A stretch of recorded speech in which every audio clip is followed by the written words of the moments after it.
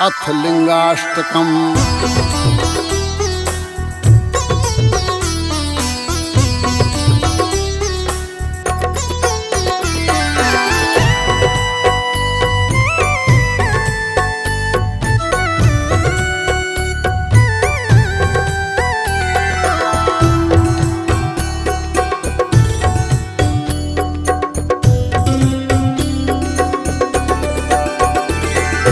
ब्रह्म मुरारि सुरार्चित लिंगम निर्मल भाषित शोभित लिंगम। ब्रह्म मुरारि सुरार्चित लिंगम निर्मल भाषित शोभित लिंगम।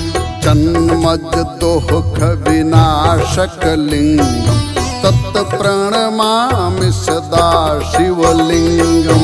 जन्मज दुःख विनाशक लिंगम तत्प्रणमामि सदा शिवलिंगम।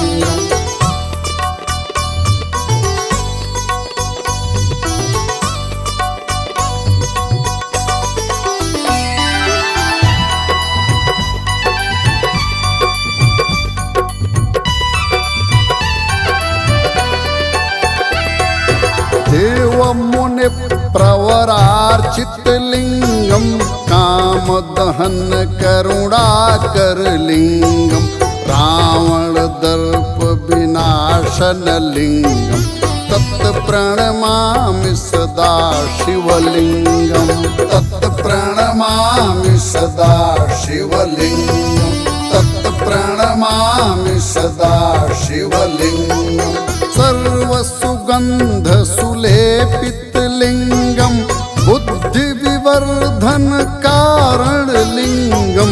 सिद्ध सुरासुर वंदित लिंगम तत्प्रणमामि सदा शिवलिंगम। तत्प्रणमामि सदा शिवलिंगम।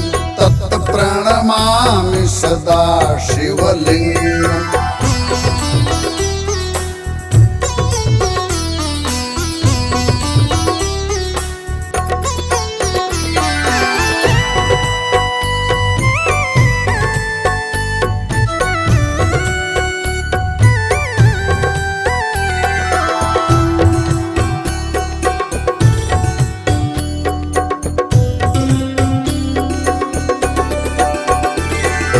कनक महामणि भूषित लिंगम फणिपति वेष्टित शोभित लिंगम।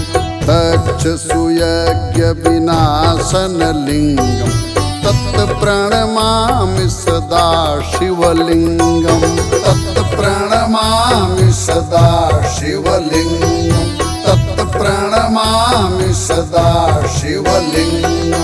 कुंकुम चंदन लेपित लिंगम पंकज हार सुशोभित लिंगम। संचित पाप विनाशन लिंगम तत्प्रणमामि सदा शिवलिंगम। तत्प्रणमामि सदा शिवलिंगम। तत्प्रणमामि सदा शिवलिंगम।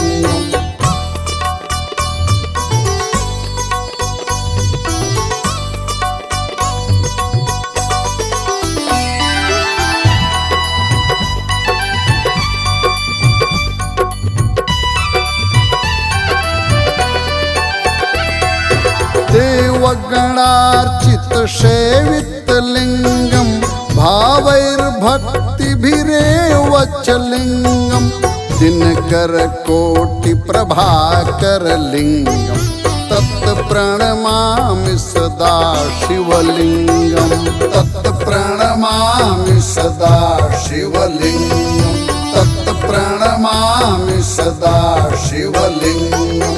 अष्टदलो परिवेष्टित लिंगम सर्वसमुद्भव कारण लिंगम। अष्टदरिद्र विनाशन लिंगम तत्प्रणमामि सदा शिवलिंगम। तत्प्रणमामि सदा शिवलिंगम।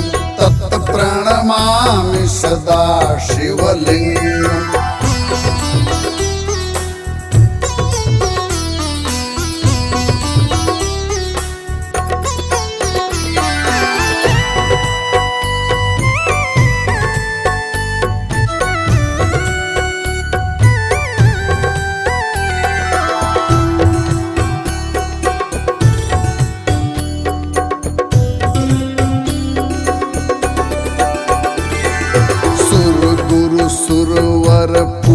पूजितलिङ्गं सुरवनपुष्पसदार्चितलिङ्गं परमपदं परमात्मकलिङ्गं तत्प्रणमामि सदा शिवलिङ्गं तत्प्रणमामि सदा शिवलिङ्गं तत्प्रणमामि सदा शिवलिङ्गम् लिङ्गाष्टकमिदं पुण्यं यः पठे शिवसन्निधौ शिवलोकम् अवाप्नोति शिवेन सह मोदते इति श्रीलिङ्गाष्टकम्